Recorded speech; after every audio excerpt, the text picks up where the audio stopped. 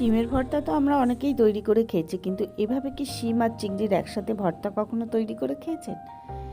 মুখে লেগে থাকার মতো একটা রেসিপি। কিন্তু প্রথমেই শীতের টাটকা শিম কেটে দু অর্ধেক করে একটা বাটিতে একটু সিদ্ধ বসিয়ে দিলাম, সামান্য একটু লবণ দিয়ে 2-3 মিনিট সিদ্ধ করার পর জল ঝরিয়ে রেখে দিয়ে গ্যাসেতে একটা কড়াই বসিয়ে পরিমাণ মতো সর্ষের তেল দিয়ে 4টে শুকনো লঙ্কা ভেজে নিলাম, 7-8 কোয়া রসুন ভেজে নিলাম, খানিকটা চিংড়ি লবণ আর হলুদ মাখিয়ে একটু হালকা করে ভেজে নিলাম।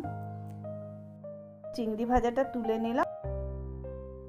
তুলে নেওয়ার পরে মিক্সিংয়ে একটা জার নিয়ে নিলাম, তার মধ্যে প্রথমে শিমটা দিয়ে দিলাম শুকনো লঙ্কা, ভেজে রাখা রসুন, চিংড়ি সমস্ত কিছু একসাথে দিয়ে একটা পেস্ট তৈরি করে নিলাম। এদিকে চিংড়ি ভাজার যে তেলটা, সেই তেলেতেই দুটো পেঁয়াজ কুচিয়ে মিহি করে ভেজে নিচ্ছি লালচে করে।